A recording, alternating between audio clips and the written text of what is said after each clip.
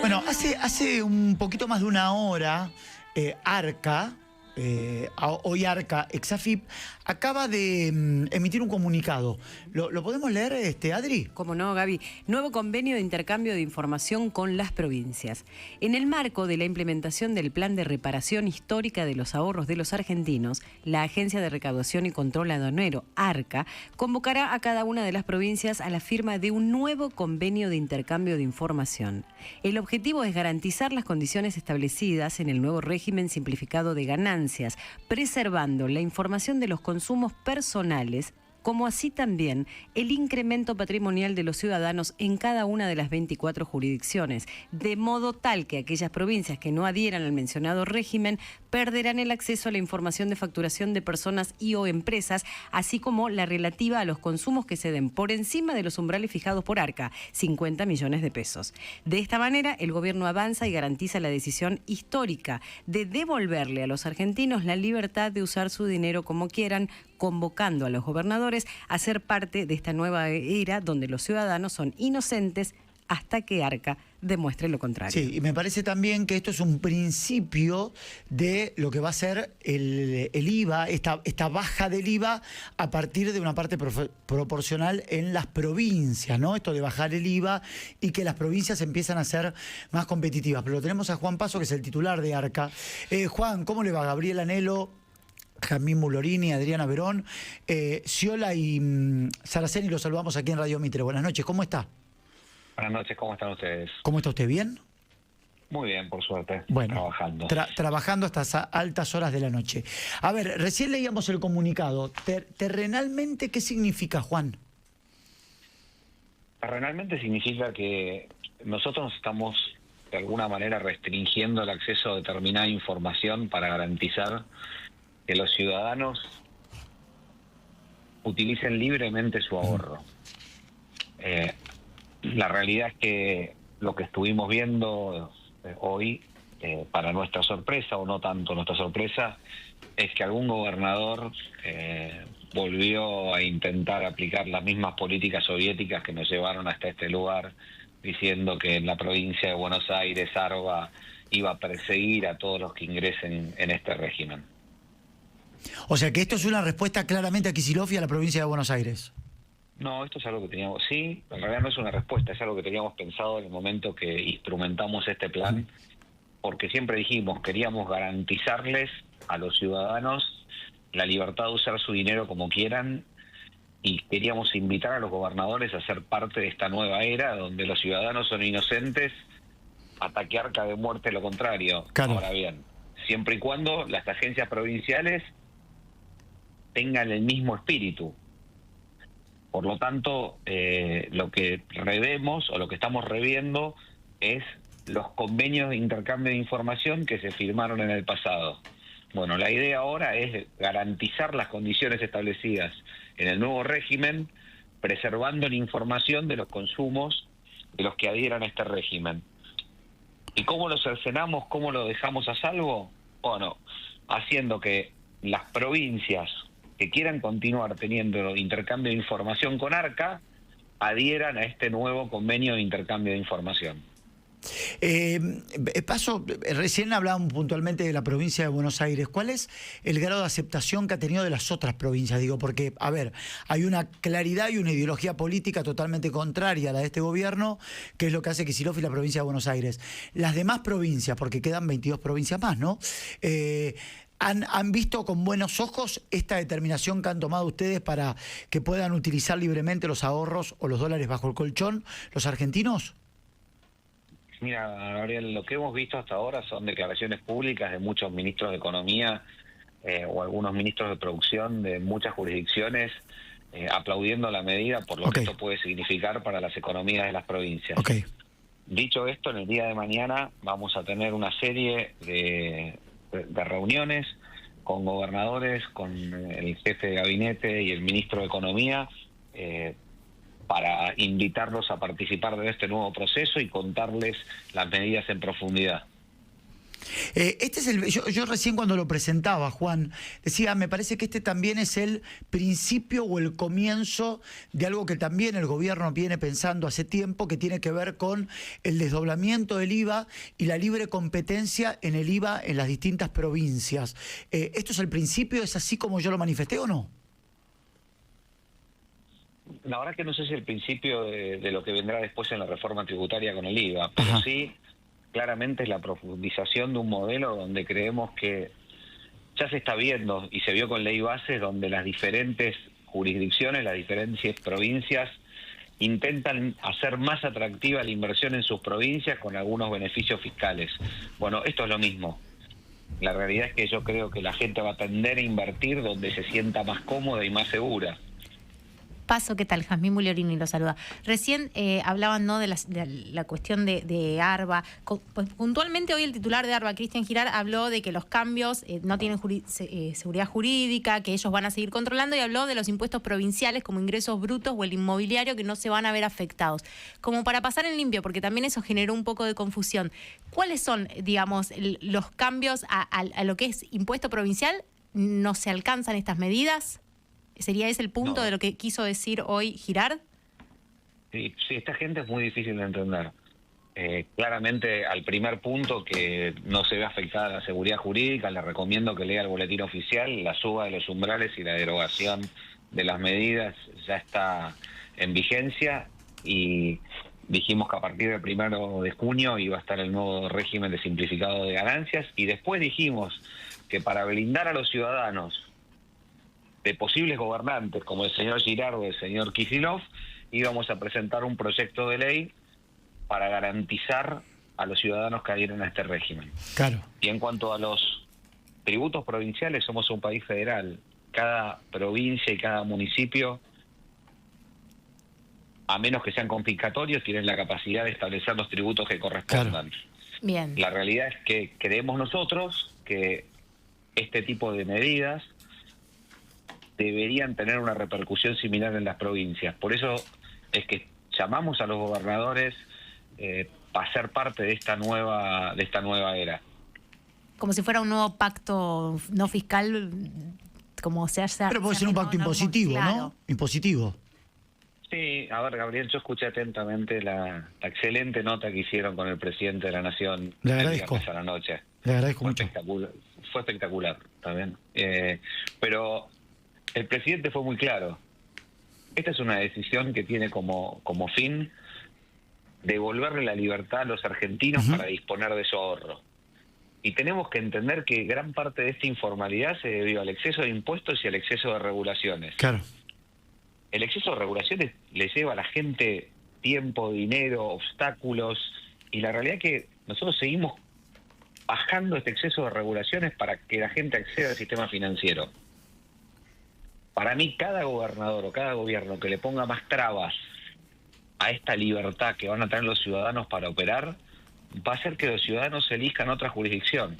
Claro. Esto ya se vio en otros países y tuvo un efecto muy importante. No, porque aparte digo, hay una lectura de poner menos trabas, intentar la baja de impuestos, y en algunas intendencias y en algunas provincias también, con las tasas, para tratar de seguir manteniendo los gastos que tienen esas provincias, esos intendentes. Es totalmente todo lo contrario, ¿no? Como que hay dos esquemas en la Argentina que hay. Desde el gobierno nacional intento bajar los impuestos, intento hacerle más fácil la vida a la gente, y del otro lado te sumo, te meto, te subo tasas.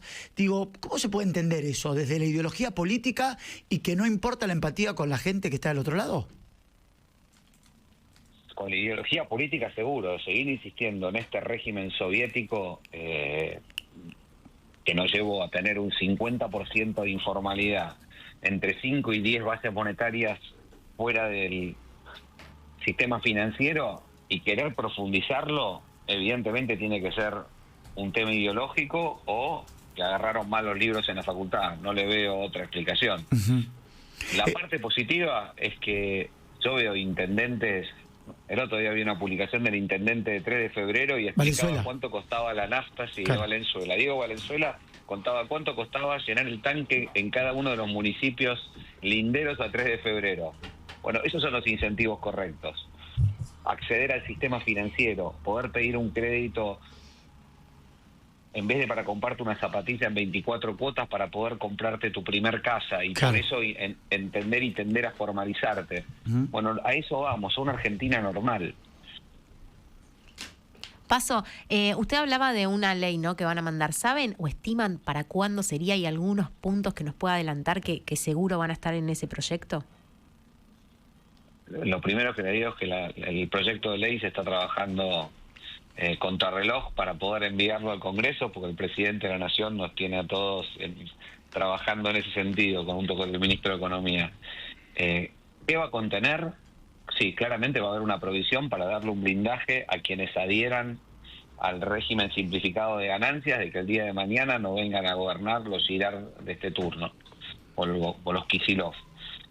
Y después va a haber una reforma de la ley penal tributaria y de procedimiento tributario que va a tener como dos medidas las más importantes: la suba de los umbrales de la ley penal tributaria y la reducción de los plazos de prescripción. Claro. Hoy los plazos de prescripción son 5+1, ¿no, Paso? Sí, 5+1 y en algunos casos 10. Te pueden seguir hasta el día del juicio final. También Claro. es algo que hay que cambiar para quitarle discrecionalidad al funcionario. Acá este cambio es cultural y muy profundo. El Claro. ministro Caputo lo explicó muy bien. Tenemos que cambiar la mentalidad donde regulamos para 47 millones de evasores o delincuentes. No, regulamos para 47 millones de ciudadanos de los cuales tenemos que presumir su buena fe, y a los delincuentes los tenemos que perseguir con los mecanismos que correspondan. Acá Arca se tiene que dedicar a fiscalizar y recaudar, el Banco Central a proteger la integridad del sistema financiero, la UIF a la prevención del lavado, el Ministerio de Seguridad a luchar contra el narcotráfico y el terrorismo, pero no podemos hacer que terminemos pagando todos con una serie de regulación imposible que hace que una cajera del supermercado tenga que cortarte en 4 tickets para no tener que informarle a Arca compras por arriba de 100.000 pesos. Claro, claro. Juan, quiero hacer una pregunta que también se le hice al presidente, pero quiero saber su opinión respecto a que usted es el titular de Arca y el otro día se le dice al presidente. Se ha instalado esto que es un blanqueo encubierto o un nuevo blanqueo. Se lo pregunto porque me interesa su opinión, no porque quiero ser redundante, pero quiero saber qué es lo que piensa el titular de Arca cuando le dicen esto es un nuevo blanqueo, es un blanqueo encubierto. ¿Cuál es su respuesta a esto? Y pues difícil opinar distinto del presidente. Ok. Pero la realidad es que no es un blanqueo, es un nuevo régimen impositivo, donde vamos a mirar, es un régimen simplificado de ganancias, es un nuevo régimen que llegó para quedarse, no tiene un plazo de vencimiento, no alcanza a todos los contribuyentes porque los grandes contribuyentes y las personas jurídicas están excluidas, Claro. y es un nuevo régimen que pone foco en la facturación y en los gastos deducibles, dejando de lado los consumos personales de los ciudadanos y su incremento patrimonial. Muchas jurisdicciones tienen este tipo de procedimiento impositivo donde lo que se taxan son los flujos, y hacia ahí vamos. Y esto va a permitir a mucha gente acceder a las bondades de un sistema como este. Primero porque hoy tienen la misma complejidad hacer una declaración jurada de ganancias para un gran contribuyente que para una Claro. persona que factura arriba del monto del monotributo. Claro. Juan, le llamó a ver, otro de los títulos que querían descalificar esta medida estaban relacionando con que era una medida para favorecer al narco, ¿no? Bueno, ahora vienen los narcos, lo cual nosotros aquí en este programa y mucha gente coherente, bueno, yo desde mi lugar de contador público dije qué pavada, y me sorprendió los dichos de la expresidenta Cristina Fernández de Kirchner, donde le dijo a los de ellos, muchachos, no digan esto porque estamos quedando ridículos, estamos diciendo una pavada. ¿Le sorprendió esa declaración de la expresidenta? La verdad, la declaración de la expresidenta me pareció de sentido común. Me sorprendió que Parrilli y Kicillof contradigan a la expresidenta, realmente. Claro. Eso me sorprendió más que la declaración de la expresidenta, porque cualquier persona que quiera obtener la empatía de la gente que estuvo ahorrando los últimos 4 años, no puede decir que una persona que ahorró $2.000 con el fruto de su trabajo para protegerse de las barbaridades que hacían en el gobierno anterior y perder el fruto de su trabajo en, no sé, invirtiéndola en algo que se deterioraba, como era el peso argentino, fuera un delincuente. Con lo cual no me sorprende desde ese lado. Sí me sorprende que antes de la declaración de la expresidenta había mucha gente que nosotros decían que con esto ayudábamos al narcotráfico, claro, a la corrupción. A eso me refería. Lo primero es la parte técnica. El estándar 1 del GAFI de febrero del 2025 dice que lo más importante que se puede hacer para combatir el lavado de dinero es la bancarización del sistema y la registración de los bienes. ¿Por qué, Gabriel? Porque perseguir los fajos de dinero es muy difícil. Claro. En cambio, cuando uno está bancarizado o tiene un bien registrable, uno puede accionar sobre esos bienes. Es bastante redundante, es bastante fácil de explicar. Si ustedes ven las últimas sentencias que hubieron en la República Argentina, van a ver que siempre se ejecutaron sobre bienes registrables, y excepto el caso de López, no recuerdo otro lugar donde se hayan encontrado dinero en efectivo, claro, en cantidad. Ahora bien, que lo digan esta gente que tuvieron a Muñoz, a López, a los hoteles, la a Rosadita, Báez, la Rosadita, ¿no? sí, la Rosadita, explicándote que esto va a favorecer la corrupción. La gente que hizo el pacto con Irán, diciéndote que esto puede favorecer el terrorismo. Y cuando asumimos, Rosario estaba sitiada, tenías que cerrar los locales a la noche. Bueno, hoy ¿cómo combatís el narco? Lo combatís con el Ministerio de Seguridad, lo claro, combatís cerrando las aduanas, lo combatís haciendo las incautaciones de cocaína en el puerto de Rosario. Insisto, sí, creo que ya es empírico y hemos demostrado que estamos combatiéndolo. Dicho esto, no se relajó ningún control para los delitos graves. Y nosotros teníamos... Te voy a dar un ejemplo bastante gráfico. sí. Arca recibía todas las transacciones, todas, desde $1 en adelante, todas las transacciones de tarjeta de crédito, tarjeta de débito y billeteras virtuales. ¿Vos creés que es posible procesar todo ese No hay volumen de manera, información? no hay manera, no hay manera. No Y es hay absurdo, manera. y es Bueno, absurdo también.